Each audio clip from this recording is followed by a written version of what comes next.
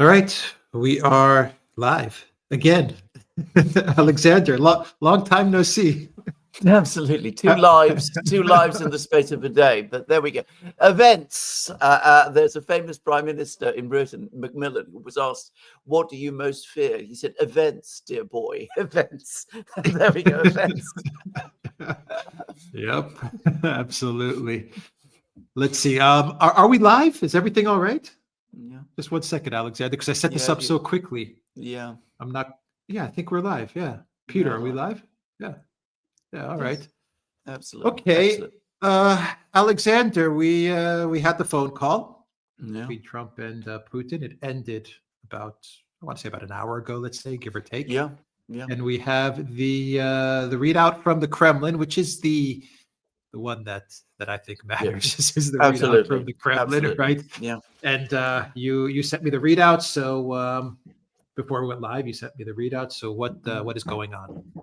Well, the first thing to say is that this readout was published within minutes of the end of the call, which tells me that some parts of it were written even probably before the call took place, and perhaps during the time when the call was happening. So the Kremlin was very, very keen to get its own account of the call out as quickly as possible.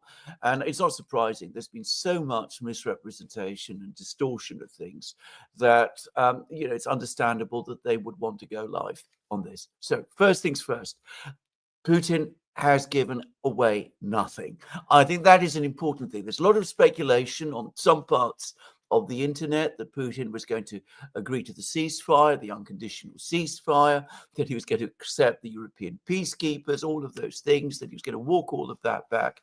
He did nothing of the sort. He made it absolutely clear that the things that he said in his press conference last week remain absolutely in place. He wants military aid to Ukraine to stop. He wants intelligence sharing with Ukraine to stop. He is not going to shift from that position one bit. And I think we can take that as read. He has agreed to Trump's proposal for a cessation of attacks on the Ukrainian energy system. But this looks like a concession, a big concession, but in fact it isn't. And I explain why. Firstly, it is only for 30 days.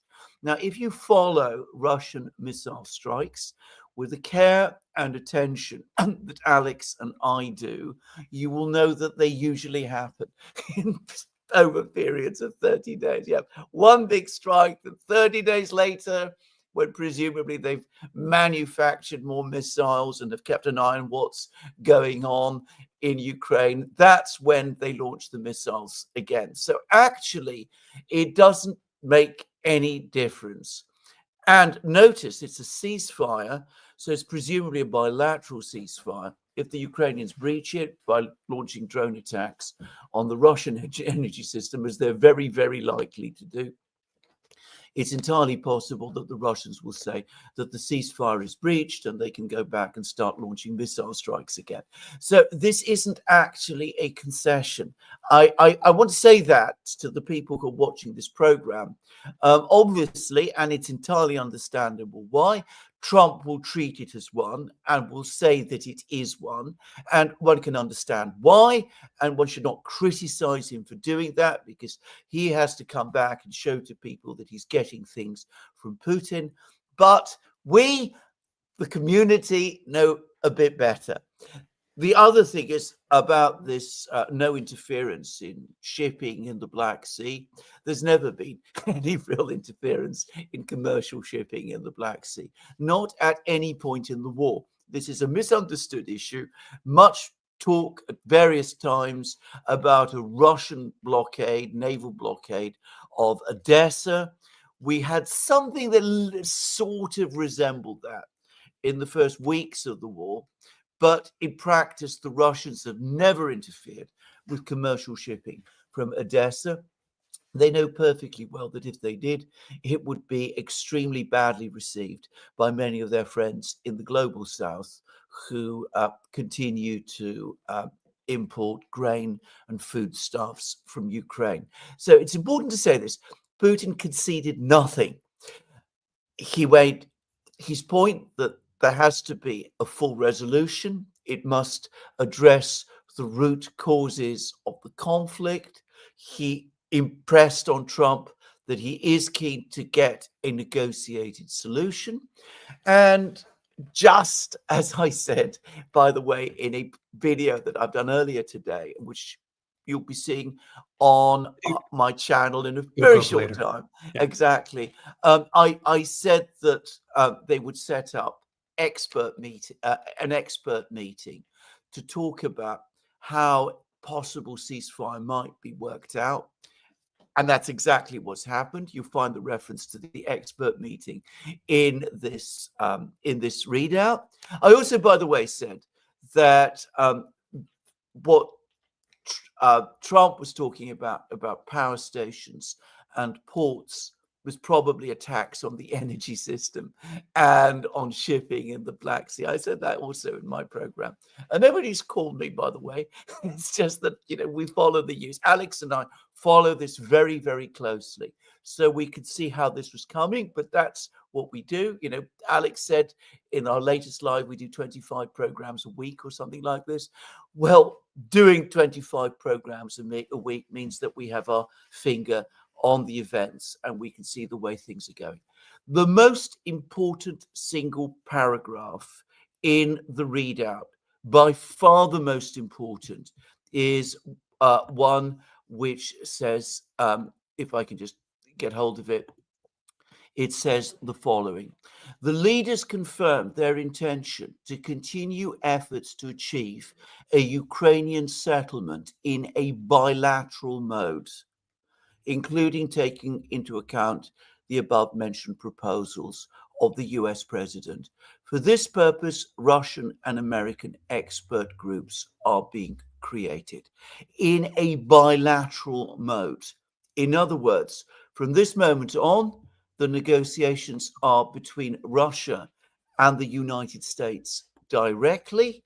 Ukraine is not involved, nor are the Europeans. The Americans and the Russians are going to negotiate the end of the conflict with each other. That's huge. The Ukrainians, exactly, it's huge. The Ukrainians will be floating around. They will have that there, but they will have their own negotiating team. But ultimately, be the Americans and the Russians who will decide the settlement, and the Ukrainians will be presented with the terms. Now, saying that makes it sound rather more simple than it really is. The Ukrainians will probably protest the terms. They will say they won't accept them. They'll go to their European friends. That's all in the future. But Trump and Putin have agreed in this conversation that it'll be the United States and Russia that will decide how to settle the conflict with each other. Yeah, so the Zelensky regime will go to the Europeans. The Europeans will try to sabotage these agreements that have been made, this understanding that has been made during this phone conversation. The forces in London, in DC, in Paris, the neocons, they're going to try to sabotage all of this. Yes. What are your thoughts about that? Well, that's exactly right. I mean, I should say that when the Russians and the Americans are setting up expert groups, it leaves no space for Starmer's plan to insert European peacekeepers or anything of that kind. But we're going to have media campaigns. We're going to have political leaders complaining about this. We're going to have Zelensky complaining about this. There is going to be a massive political campaign to try to block this. I don't think it's going to work in the end, because as we've seen, the United States ultimately has enormous leverage over Ukraine, and the United States wants a peace agreement. It wants a peace agreement with Russia. It wants to move on to improve relations with Russia. Other parts of the readout, which I'm not going to spend time on today, are about improving relations between Russia and the United States. That is a priority for the Trump administration. I don't think they're going to let these objections from the neocons and the Democrats, whose popularity in the United States is continuing to fall. I think that's an important thing to bear in mind. Despite all of the problems we've been hearing about in the economy, the American people continue to turn away from them. I don't think all the objections from the Europeans, the Democrats, the neocons, all of these discredited people, these terrible people who got us into this crisis, are going to derail the Trump administration from what it wants to do, which is to end the war and to reestablish good relations with Russia, or at least, if not good relations with Russia, at least a rapprochement with Russia, so that things can go back to the way they were before Obama basically wrecked everything during the period when he was president. Normal relations. Normal relations. Which has been Russia's goal from the beginning of these negotiations. Absolutely. Even beyond Ukraine, their goal has always been the normalization of relations between the US and Russia. Exactly. And to repeat again, given that this is the purpose, the overriding objective of the US administration, what we're going to end up with is something that is not that far from Istanbul Plus, just to say. Yeah. So beware of the sabotage, beware of false flags. Mm-hmm. A lot of stuff is going to be absolutely. Is going to be tried. Yeah, a lot of stuff is going to be tried. Exactly. So there's a lot of concern about I'm looking in the chat right now about the energy infrastructure agreement from Grugash 1001. Putin has agreed to stop attacking energy infrastructure for 30 days after Zelensky's attack on Belgorod. Why would he do that? Probably, well, I may want to explain it again. Yeah. Yeah, Exactly. I mean, he's giving something to Trump. He's giving to Trump something that Trump can go back and tell his people, look, I'm actually making progress with Putin. But in fact, it's a concession that isn't really a concession at all. Because if you follow Russian missile attacks in Ukraine, they don't happen every day. They happen usually, there's one big missile attack every month. We've just had one a few days ago, in fact. So it's likely that the next big missile strike is anyway only scheduled to happen in 30 days. So it's not a big concession. In fact, in practice, in reality, it is not a concession at all. Yeah. There's something about a hockey match as well, right? Yeah, absolutely. Which is, a good sign. It's a sign that, they're starting to move on sports and things of that kind. The Russians are crazy about hockey. Of course, they mean ice hockey, just to make that clear to British viewers. Well, they also, the United States has also pulled out of the investigative committees as well. I don't know if you want to talk about that. Absolutely. That was set up by Biden, and Harris was setting all these committees up to investigate Russia and to investigate Putin as well. Absolutely. And Trump basically pulled the plug on all of that. He said, this is not taking us anywhere. This is absurd. I mean, he didn't say that, but anyway, they pulled the plug on that. So that was a gesture, a conciliatory gesture to the Russians. And by the way, it's not been widely reported, but the Russians reciprocated in the few over the last couple of hours before this conversation happened. The Russians allowed some American shareholders of shares in Russian companies to actually trade in those shares again and to sell them. So those shares had been frozen, and the Russians allowed them to do that. So these are the sort of friendly moves that each side makes to the other when a process of rapprochement starts. Let's see, Alexander from Commando Crossfire, double live day. What a treat! Great work, guys. Thank you for that. Graugush 1001, thank you for that. Super chat. Commander Crossfire says, beware of those that come to you in sheep's clothing, but inwardly they are ravenous wolves. The Russians should keep in mind the U.S. was and is behind it all. Well, we discussed this in a video. Yeah, we discussed this in a video that we recorded the other day, that it's not an easy pitch from Putin to the Russians, the rapprochement with the United States. I mean, you discussed this. Yeah. Absolutely. But I mean, just to repeat again, Putin has given away nothing over the course of this call. He's told Trump, absolutely, you want peace? I want peace. You want peace in Ukraine? I want peace in Ukraine. But I'm going to get that peace on my terms. That's what he's telling Trump. He's not given an inch. He says he wants the root causes of the conflict resolved. He's went to great lengths about how the Zelensky regime simply cannot be trusted, something about which, by the way, Trump himself undoubtedly agrees. So, I mean, but is there in the Russian readout. And he's not agreeing to a unconditional 30-day ceasefire. I never thought he would. I mean, they're going to be expert panels, and this will probably take a long time to work out, maybe several weeks. And in the meantime, the Russians and the Americans are going to move forward, talking to each other about the framework of the peace, which will be presented to the Ukrainians and which they will have to agree to. So the Russians are not trusting anybody. They're not trusting Trump. Then they probably like him.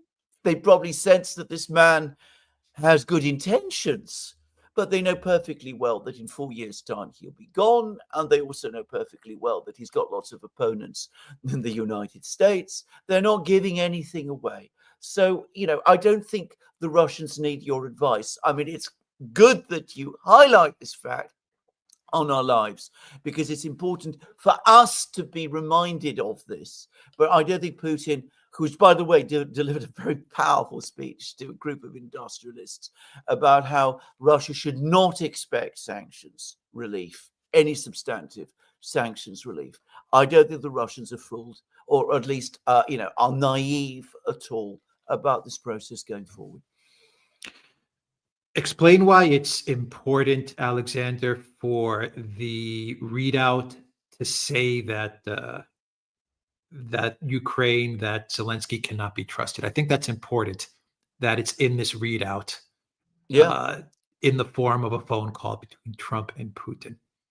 Well, I think that's got to be worrying the Europeans and Zelensky.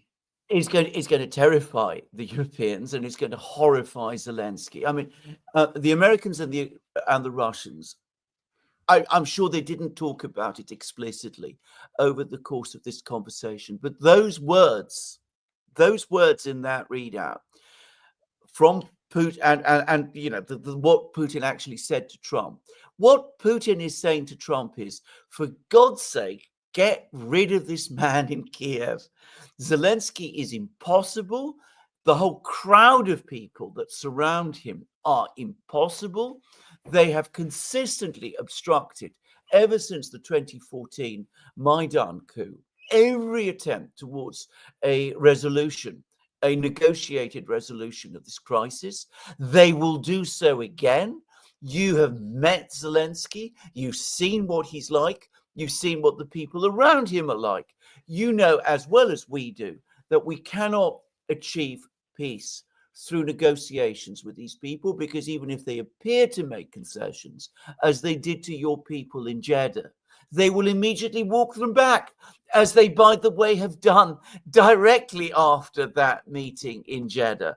So the only way we can deal with this is, one, we've got to get rid of Zelensky.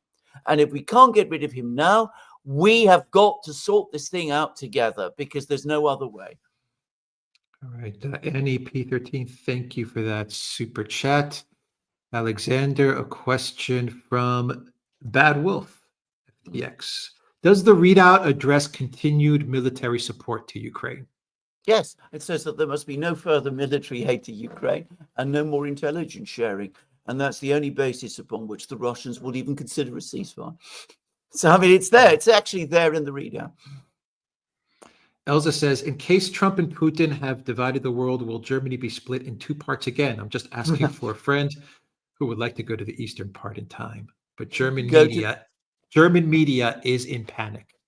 They are in panic. They're right to be. No, there will be no division of Germany for two fundamental reasons. Firstly, that the Germans don't want division. I mean, there may be lots of disagreements between East Germans and West Germans, but nobody wants to go back to the situation of, divided Germany and Berlin walls or anything of that kind. And from the perspective of the Russians, having within Germany, which is a big, potentially powerful country in Europe, a large region and its capital whose people are friendly to themselves is an entirely good thing. If you split East Germany from West Germany, you would end up having the richer part of Germany, which is the West, once again hostile to Russia. Yeah. Mort Vader says, love your shows and live streams, guys. Here's a little contribution to improve Alexander's internet connection. Thank you, Mort Vader. He's been having some trouble in the connection today, but we got him twice. Yep, twice absolutely. on live stream, so that's good. Ranulf White Wolf says, why do libs who cry over Gaza want Slavs to die in vain to weaken Russia? How is Ukraine defending the West when other Westerners are jailed for wanting sovereignty, but they cheer on neo-Nazis? A friend of mine actually called me and asked me that very question today, and that friend, by the way, lives in Berlin. just to say, so you're absolutely right. The hypocrisy, the deception is just off the scale. I'm not going to try to unpack the inconsistencies of all of this. They are there for everyone to see. You've described them very well. That's the kind of people that liberals are. They hate Russians. They look the other way from what's happening in the Middle East. These are people who are, frankly, well, I was going to use a very rude word, but I'm not a rude man, so I'm not going to. Right. Let's move. Game of Chairs says, given the UK's yearly contribution to the Ukraine slush fund, will this not be the precursor to a coming terrorist campaign? Well, that is not impossible at all. And by the way, just to say, the same readout that we've been talking about, Putin talks at very, very great length about Russian anger over war crimes they say the Ukrainians conducted in Kursk. So the Russians have perfectly well aware of all of that. The Ukrainians, it is an officially admitted fact now, have conducted assassination campaigns, including inside Russia itself. It's entirely possible that we will see that again. The Russians have shown an incredible ability to absorb that, but they will be closing in on all the people who are behind it. Rockabilly, thank you for that super chat. The Palantir says, how will Europe, Ukraine react to this phone call? With horror. I mean, this phone call is the worst nightmare for them. The Americans, the Russians, talking about how to settle the conflict in Ukraine with each other bilaterally, without Ukraine and without the Europeans. This is the worst outcome that they could have had. Yeah, agreed. Bilaterally. That's the key word. Trevor Back says, any thoughts on the future of Odessa? Well, I've said this many times. I don't expect this conflict to end without the Russians establishing settling to their satisfaction the issue of Odessa. We've discussed in previous programs how that might be achieved through a process of federalization of whatever parts of Odessa, Ukraine rather, are left. We'll just have to wait and see. But I am sure that Odessa will come up in the discussions moving forward. Zignas says, Trump is a mad and dangerous liar and a con man. Biden 2.0, siding with and blessing Azovistas. How will Russia stay firm in its goals and not dishonor those who made sacrifices in the SMO? Well, first of all, I'm not sure. I'm not convinced that I agree with you about this. I mean, Trump has taken on significant political risks by dealing with the Russians. I don't see what he gains by doing this. So I'm not sure that I agree with your characterization of Trump. But putting that aside, you've seen how the Russians reacted. They have given away nothing. They did not give an inch in this discussion. On the contrary, I think they sense that the Americans are moving closer to the Russian position rather than the other way. But of course, there's still No a doubt lot about of that. discussion to go. Exactly. No doubt about that, that they're moving closer to Istanbul Plus, to June 2024, without a Correct. doubt. Sage Warrior says, whether you come from the left or the right, populism means the same thing, of, by, and for the people. We, the people, have so much more in common than we have differences. We just need to work together and we will succeed. I completely agree with you. I hate this word populist. The people who use it as a bad word, as far as I'm concerned, are people who hate democracy because being popular is part of being successful as a politician in democracies. I mean, I just don't understand how that expression ever became a term of abuse. Chili Pepper says, just appreciate everything you are doing for us. Thank you, Chili Pepper. Solid Freeman says, good day. What do you guys think about the militarization of Europe? Will Germany and the EU become the next US proxy against Russia?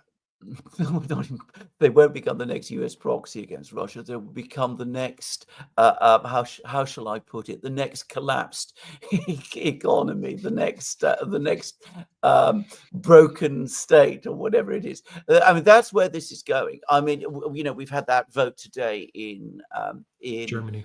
Germany, exactly, Yeah. with the Greens getting concessions, so even more money piled on all of the other money.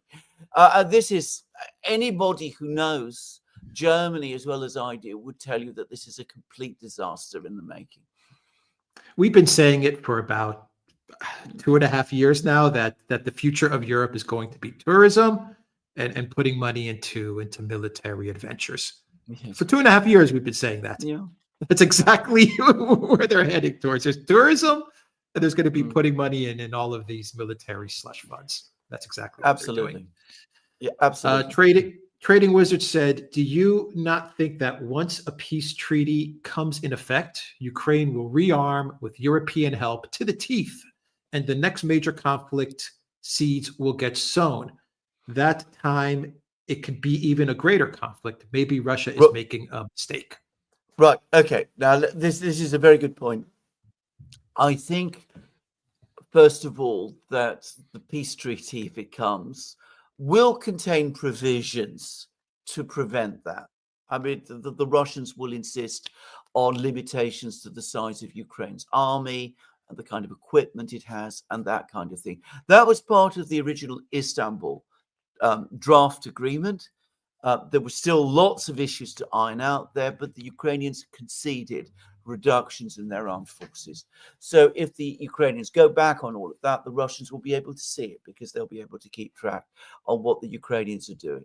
However, it is not impossible that what you say will happen. But do understand one thing: if we get Istanbul Plus and maybe demilitarized zones that go beyond the 4 regions and things of that kind, Ukraine, even if it gets rearmed, will be in a much weaker position to take on the Russians than it was in 2022. And of course, it will be taking on the Russians from a position of having been defeated in the war we've just had. By contrast, the Russians are going to continue to get stronger. Now, I've said this already. Yes, Ukraine did use the 7 years after Minsk, the Minsk agreement, to rearm. And that is the reason the war has lasted as long as it has done. But Russia also used those 7 years very effectively. It built up its industrial base. It modernized its manufacturing. That's why it's able to produce all of those weapons. It sorted out its diplomacy. It built up BRICS, and it created the alternative to SWIFT. It did all of those things that sanctioned-proofed its economy. So when the economic attack came, which is always the most dangerous, they were ready and they withstood it. So next time, if there is a second round, we can be confident that the balance will have shifted further towards the Russians. Yeah, it was that economic attack that was nasty. That was Yes. that was the attack that was going to bring down the Putin government. That economic attack. Yeah, Exactly. Seraphim says, is the 30-day ceasefire against energy infrastructure play into someone's hands, who does it benefit most? Is it a good trade-off for Russia? It's a very good trade-off. It benefits both Putin and Trump because Putin is conceding nothing. Because, as I said, it's likely that the next Russian missile attack on the energy infrastructure is anyway scheduled for to happen in 30 days' time. Bear in mind, again, just to repeat, missile attacks of this kind usually happen at intervals of around 30 days. So it's good for Putin because he's not conceding anything of substance, but it's also good for Trump as well, because he can go back to Washington and say to them, look, Putin is listening to me. I made this proposal, and he immediately agreed. And the drone strikes into Russia also stop. Well, indeed. Yes. Pinprick attacks, but they stop. They stop.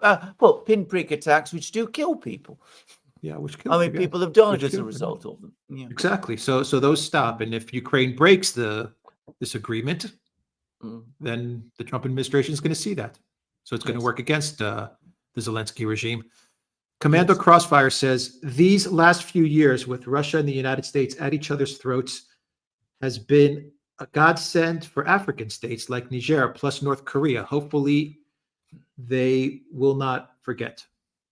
I don't think they will forget. If you're talking about the Russians, I don't think they will forget. We're not going to discuss it in this program because it's a huge program by itself. But Putin had a big meeting with Russian industrialists today. He said sanctions are going to remain. We've got to be prepared for that. Economic pressure in our country is going to continue. We must therefore continue to build up our economic links and partnerships and friendships with other countries. So it's a big discussion, but the Russians are not going to forget it. After what Putin said today at that event, what was that event, Alexander? It's right. It's the meeting of the Society of Industrialists and Entrepreneurs. Right. It's Russia's big employers union, if I can say, and and it's led by a man called Shokhin, who's basically run it since around the time when the Soviet Union collapsed. So he's a very, very experienced official in Russian affairs. But as I said, it's basically Russian business, if I can put it like this. Yeah. But listen to what Putin said, and you'll understand that he's not going to get fooled by anybody. Yeah. No. His comments today were very clear that Russia understands that the sanctions could snap back on, that the dollar can be weaponized again, and they're not going to fall back into any traps. Yeah. No. Exactly. Chili Pepper says it would be strange to see the granddaughter of an NAZI who proudly speaks of her grandfather's feat presiding over the UN General Assembly in the year marking the 80th anniversary of victory, Maria Zakharova. Was that a real quote from Zakharova? Wow. Okay. Thank you, Chili Pepper, for that. I haven't seen that. No. Yeah. That's yeah, absolutely. I mean, it's everybody's. This is bare book. Apparently, the German government is deluded enough to think that she can take. I hope she gets it. I hope she gets it. I do as well. I mean, it'd be great. I think it'd be a great thing, actually. I mean, it would be wonderful for programs like ours. I mean, think of last week. Absolutely. Sparky says, was Tulsi in or on her way to India when the U.S. bombed Yemen? Was she kept out of the loop on attacking Yemen? Did Waltz Rubio et al. Wait for her to be out of the way to manipulate Trump? Well, I'm going to say straight away that I didn't know that she was on her way to India whilst this happened. I'm not going to jump to any conclusions. I don't know. But I repeat what I said. What we were talking about, actually, on our previous live, the one we did earlier today with Danny Haifong, it looks to me as if Trump is becoming too absorbed with Ukraine. So the result is, whilst he, and perhaps even more importantly, Witkoff were working the phones with Putin and meeting with Putin and having all those discussions with Ushakov and all of that, the Middle East blew up behind their backs. I think that is the most likely explanation of what we have seen. So not just Trump, not just Witkoff, perhaps Tulsi as well, but I don't know about Tulsi. Fractured01, thank you for that super sticker. From William, if Blair finally works out that Stammer needs to backpedal, how will Blair tell Stammer to do the backpedaling? Well, that's a very good question. Well, I'm going to say straight away, I think Blair has much more support in the parliamentary Labour Party. I don't mean the grassroots of the Labour Party. I mean the party, the main party, the party in Parliament, than Starmer does. So if Blair decides to organise a rebellion against Starmer, I think Starmer would fall, actually. And there is a clear candidate to take over from Starmer, who is Wes Streeting, who is I find him, I mean, I can't stand him myself. He's awful British Labour politician, but he's known to be very, very close to Blair. So, I mean, you can already see that the alternative is being prepared and groomed. Panos, thank you for that super chat. Thank you so much. Nino NPC says Trump is the best president we have ever had. However, it seems that every one step forward, he ends up going 2 steps back. Example, Yemen strikes. Well, I'm going to put it differently. I'm going to be a little bit more optimistic. I would say he takes 2 steps forward, and then events push him 1 3/4 steps back. We have a bad situation in the Middle East, and nobody should say that it's anything other than that. But we do have an ongoing de-escalation of tensions with Russia, and that is a very, very big thing, and we must not overlook that either. Josh Wood says, you previously continued to maintain that the post-war Russia-Ukraine border would be west of the Dnieper. Do you think the entire major cities of the Dnieper and Kiev will be part of Russia? Thank you. Well, Zaporozhye, of course, is within the region of Zaporozhye, which the Russians say is theirs. I think it depends an awful lot on how the diplomacy works out and what happens in the war, because the war is going to continue. We don't have a ceasefire. And I think that's an important point to understand. And the Russians are advancing. I mean, they broke through in Zaporozhye region. They've established a big grouping in the north, in Kharkiv. We could see significant movement in the front lines over the next couple of days or weeks. So, I'm not going to say exactly where the contact line will be when eventually we do get a cessation of hostilities. But this is my prediction for not the very long term. I think sooner or later, in some form or other, many of these places, Dnipro, Zaporozhye, Odessa, Kharkiv, Poltava, Nikolaev, they're going to return to Russia. I don't know how it's going to happen. I hope it happens peacefully, but I think that's where things are going to end. Stephen G says, I suspect that after all this, the EU will push ahead with the EU army. That is the main driver behind their hostility. They need a threat to make it acceptable. Absolutely. And Euro bonds and all of that, they're going to press on. They're going to escalate this. They're going to be saying to each other, Trump, America's abandoning us.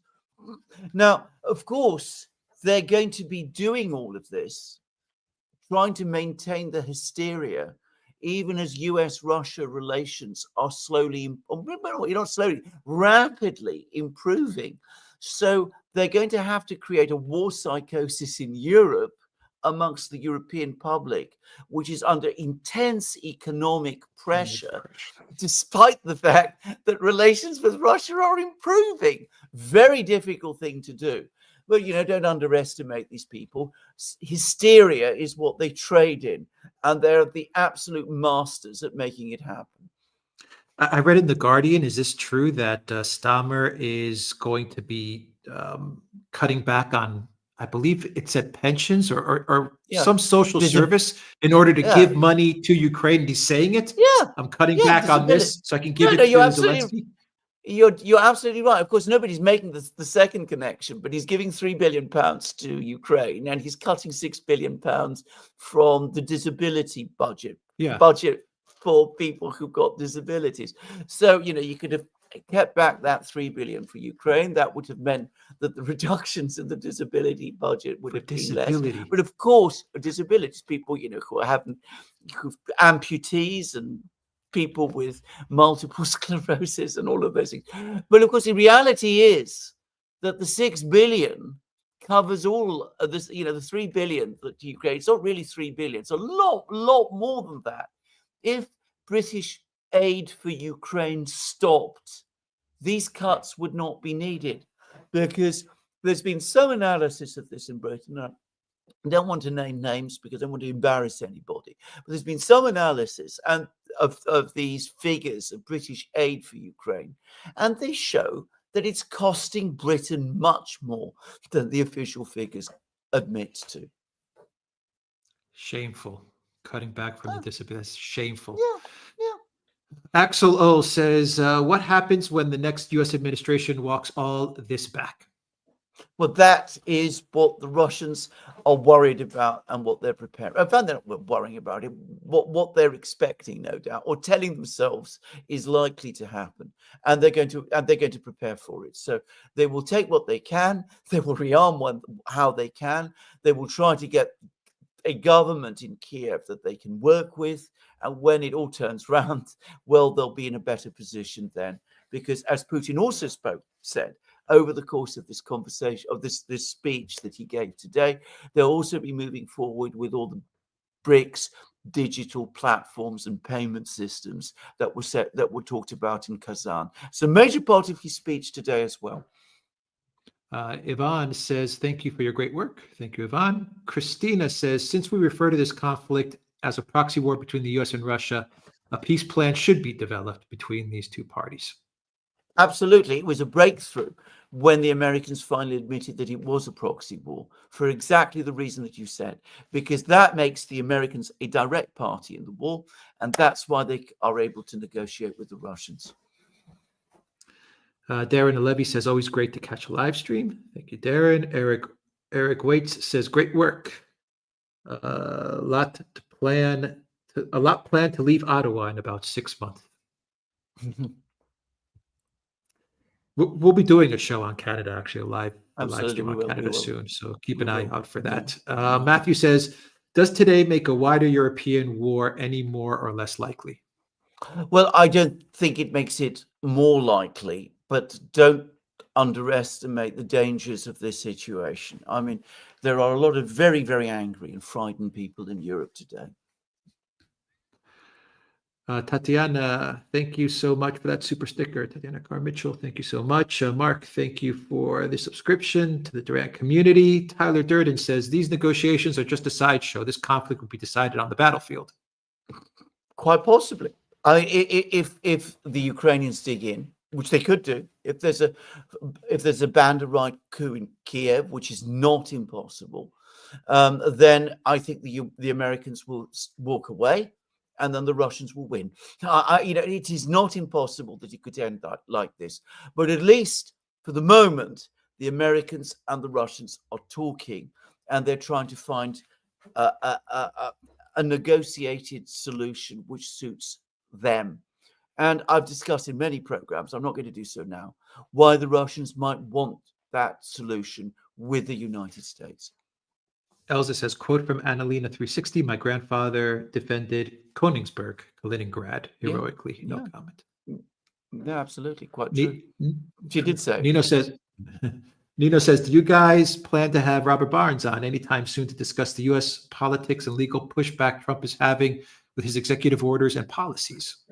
That'd be an excellent idea. We haven't discussed it with each other or with him, but I think we should do it. That's my own view. Yeah, absolutely. CA says, what are the similarities and differences between the end of the Korean War and the current conflict in Ukraine? I think there are lots of similarities, but there are also many differences.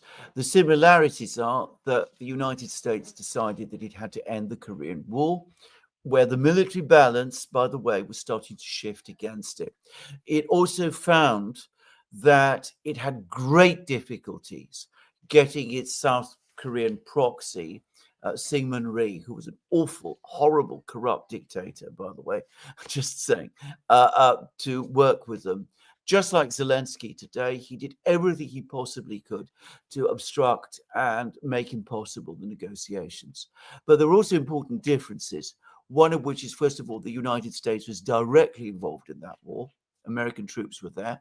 Secondly, the United States was far more powerful relative to its opponents than it is today. I mean, it had well established a very big lead in nuclear weapons. It had far more economic and military power. And that was why it was able to pressure its opponents to accept a compromise which basically left Korea divided. Will Zelensky attack Transnistria? It's not impossible. Don't discount it. It's quite likely he will do. At this moment in time, his head is exploding, and he's trying to come up with every conceivable plan and idea that he can to try to derail this process. That word bilateral, very dangerous. Very dangerous. That word bilateral is going to shock him. Yeah, things can get very dangerous over the next couple of months. Fuzzy Ball says, won't history view Zelensky as an awful leader? Yes, I think that's the one absolute certainty we can take from this whole conflict. Yeah. William says, Stammer is cutting disability payments in the UK to create even more disabilities in the Ukraine. Not a nice way to put it, but it's true. Absolutely true. Yeah, well said. Fuzzy Ball says, does Satan Stammer want to return the UK to the EU? Yes. We've discussed this in another program where we discussed his motivations, and taking Britain back into the EU is undoubtedly a major part of all of this. Sparky says British officials hate President Trump because he's so American. Russian officials like President Trump because he's so American. That is an extremely good point. Very good point indeed. Very good point, Sparky. Mark Hughes, thank you for that super chat. Polly says, thank you, the Duran. The first chemical companies are leaving Rotterdam due to high energy costs and EU green ruling. So how are they going to make weapons? Well, a good question. I mean, it answers itself, doesn't it? Well, you must get Ursula to come up with a plan. She can conjure them up out of thin air. She's no doubt got the genius to do that. Yeah, she was a very successful defense minister for Germany, wasn't she? Absolutely. Yeah. Yeah, she was a disaster. Anyway, thank you for that. Paulie Vilma S says, why does it feel like the U.S. is simply using Russia to rein in Iran? Well, I don't think that's how it's going to play out, because, to repeat again, the Russians made no concessions to the Americans at all. They did discuss the situation in the Middle East. There's a section in the readout that shows that they did. And by the way, that also again refers to work to prevent nuclear proliferation, joint work to prevent nuclear proliferation. But I don't think the Russians are going to compromise on Iran. I don't think they feel under any pressure to compromise, period. They're winning the war. Their economy has withstood the sanctions shock. Why should they compromise? They do want a better relationship with the United States in their own interests and for their own security, but they're not about to cut off their allies in order to do that. Sparky says Tulsi did indeed go to India and got back a couple of days ago, but I don't know how her schedule lined up with the Yemen bombing. Well, there you go. And a couple of more. JJHW says the EU still has wood, so they can make plenty of broomsticks. Oh, well, there you go. I mean, I forgot all about that. It's a very good point, actually. We mustn't underestimate. That's right. All right. And I think that's everything, Alexander. Want to wrap everything up while I just give a final a check? A major. I mean, this has been the single most important conversation that's happened between American and Russian presidents for many years now. We are now definitely on the route towards a Russian-American rapprochement. The previous call was important because it broke through the logjam, but this is giving us now an actual way forward. The setting up of expert groups, the agreement that this conflict must be settled and that it must be settled through bilateral discussions between the America and the United States. That America and Russia, sorry, that is a breakthrough. The U.S. military-industrial complex will make plenty of weapons for the EU. Your thoughts? They have to buy them, though. They have to buy them, exactly, yeah. And they will make a lot of money, whatever happens. Yeah, exactly. All right. Sparky, one more. Russia should locate a naval base on the Strait of Hormuz in order to secure Indian Ocean access for BRICS. Well, it may one day happen. I don't think it's going to happen tomorrow. I think at the moment, the Russians, their focus is going to be sorting out Ukraine. Yeah. Ameriborn says, will Russia invade Odessa area to free Transnistria? Well, if there is no peace, if the Ukrainians dig in, then it's absolutely likely to happen. But maybe there will be a peace. CIA torture camp says Mahmoud Khalil's situation is provoking more controversy, although it is less severe than what happened to Maria Butina. It is indeed. That's a big topic, maybe one to discuss with Robert Barnes, by the way. Yeah, that would be good to discuss with Robert. Elza says Western politicians try to look like serious leaders, but when they sit next to Zelensky, everyone sees them as clowns. Do they realize that? No, they don't. They think they're sitting next to Churchill or Napoleon or whatever. And they think that they are themselves Churchill and Napoleon, which is even worse. Exactly. They are absolutely in their own bubble, believe me. Yeah. Okay, that is everything. No, wait, one more. Joseph Davidson says, hi, big fan of the show. Reflective question for Alex. What's the biggest thing you have been wrong about across the duration of this war? Me?